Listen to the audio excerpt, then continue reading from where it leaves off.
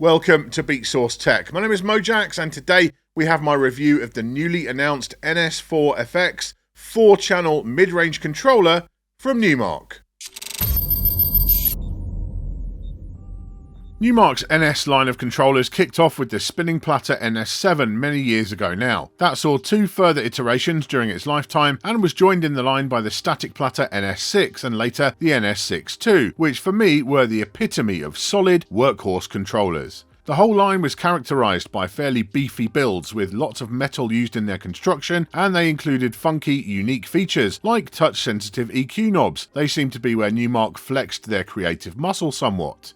The new NS4FX is a bit of a departure from the earlier NS models, offering a more lightweight construction. It's pretty much all plastic. This isn't necessarily a bad thing, as the controller ends up feeling nice and portable, but overall the impression is of the NS4FX being more of a 4-channel balanced output extension of the budget mix track line as opposed to a reinvention of the NS one. There's one important thing to consider about the NS4FX, and that is it ships with Serato DJ Lite. Now, Lite is a fine application for new DJs and for use with entry-level kit, no doubt about it, but the NS4FX will be out of reach for most beginners, costing as it will around $500 in the US. It's marketed as a professional controller, but if you want to use it with professional software, Serato DJ Pro, the clue is in the name, then you'll be looking at either an ongoing fee of around $10 a month or $200 to buy a license, and that's just for the basic package. So at a minimum combined price of $700 for the controller and Serato DJ Pro, does that make the NS4FX uncompetitive? Well, I'd say its nearest challenger is the DDJ FLX6 from Pioneer DJ, which has a street price of around $600, and that includes Serato DJ Pro with pitch and time, which the $700 NS4FX package won't. The FLX6 doesn't feature balanced outputs,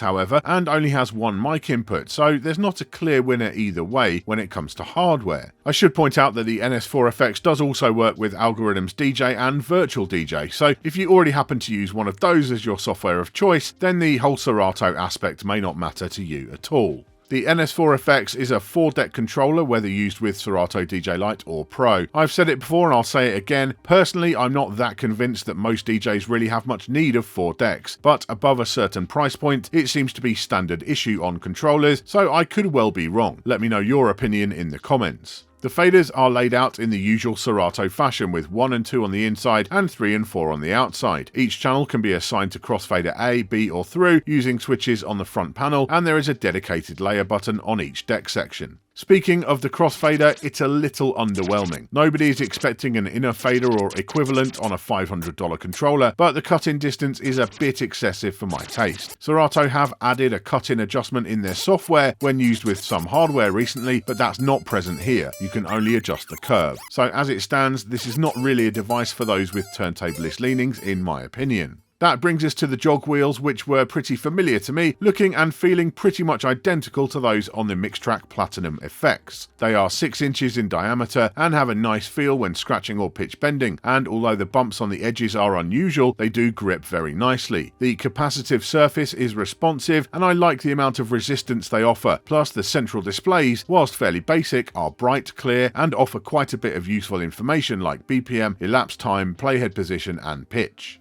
On the subject of pitch, that's where the NS4FX really is a winner. Lovers of long blends will really enjoy the full length and accurate pitch faders, and the pitch bend buttons are something I'm happy to see becoming more popular on all kinds of hardware. It's simply a really precise way of working. I'll note that the layout is not mirrored, so the pitch faders are to the right of each deck section, which is always my preference. Each channel strip features a high-low pass combo filter and 3-band full kill EQ, as well as a gain control. The up faders are solid enough with a smooth curve allowing for clean blends. No complaints there. One very nice thing about the NS4FX is the 2 separate mic inputs, which are distinct from the main channels and therefore don't impede on you using all 4 decks for music. Whilst they only feature balance jack inputs and not XLRs, and only have simple tone controls, they do sound good and have plenty of headroom. It's worth noting that they are routed with the main mix over USB, so you can use the controller for live streaming without extra hardware being required. Mic 1 is switchable to an aux input on RCAs as well, which is a useful thing to have, and that brings us on to the other connections. On the front panel, you'll find the headphone output on both 8 and 1/4 inch jacks with a level control. The actual cue selection is done via buttons on each channel, and there is a cue master blend knob with split cue available in the software preferences.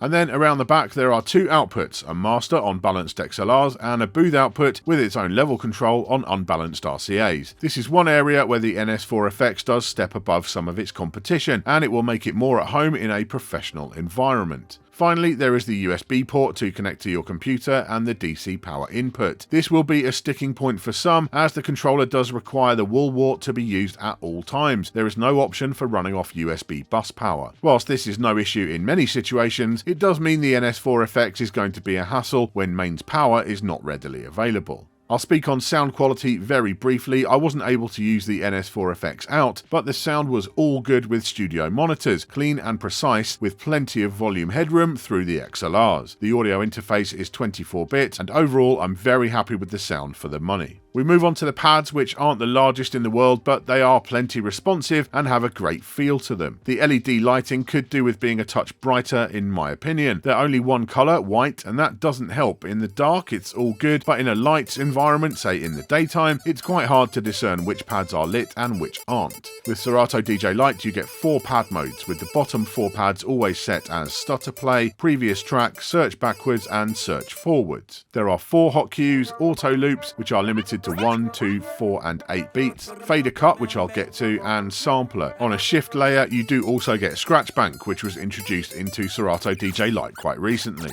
Open up Serato DJ Pro instead and you have a lot more options. 8 hot cues, 8 auto loops selectable from 1/32 of a beat up to 32 beats, loop roll with the same parameters, fader cuts, slicer, sampler and scratch bank, all with 8 buttons available.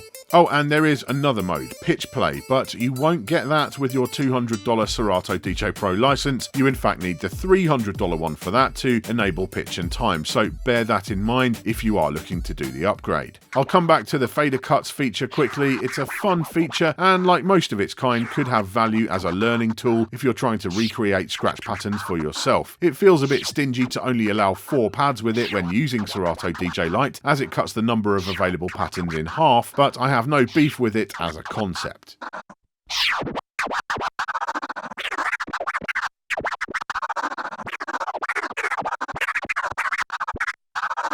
There is a dedicated loop section which I really like. There's a button to turn auto loop on or off with half or double buttons below to select your loop length. I like this way of working a lot, although it does feel a touch wasted when using Serato DJ Lite, as you only have such a limited amount of loop lengths to work with anyway. The final set of physical controls to talk about is the effects. These feature toggle switches which spring back one way or lock the other. You then have buttons to select between the 6 default selections, as well as tap and depth and beat length knobs. As far as control over Serato software effects goes, this is pretty standard stuff these days, and most DJs will be able to get their heads around it with ease. The effects are post fader and post crossfader too, so you can have echo tails, etc. no problem. This effect setup is again identical to the Mixtrack Platinum effects, and I guess this brings me back to my fundamental issue with this controller. The hardware of the NS4FX looks and feels very much like the Platinum effects, except with 2 extra channel strips, a second mic and a balanced output. That's not a bad thing in itself, and I do think the Platinum is great, but the NS4FX costs over $200 more, and for that extra cash, not only is the hardware itself very similar, but you're getting the exact same software too. So I just can't really see this controller as part of an upgrade path for Mixtrack users, as your experience of using the device won't change in any way. All of the limitations of your entry-level hardware remain, as most of them were software based in the first place. In many respects, the NS4FX feels like a Mixtrack alternative for those with deeper pockets, as opposed to the next step for existing Mixtrack users, and it's all down to that software.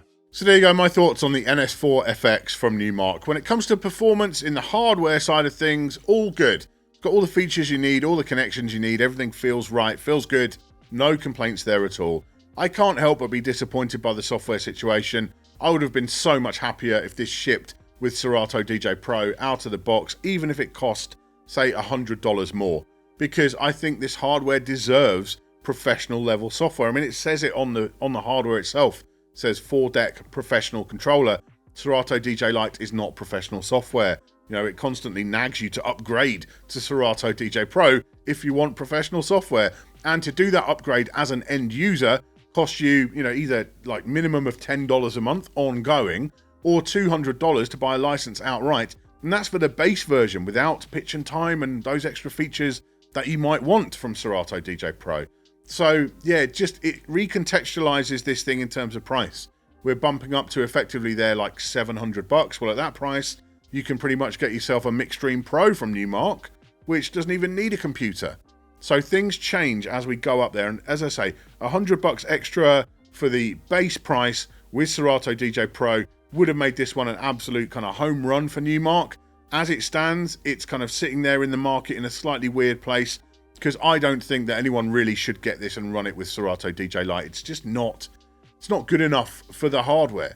The hardware has stuff on there that is going to come alive once you've got Serato DJ Pro. But let me know in the comments below, am I being too harsh on Serato DJ Lite?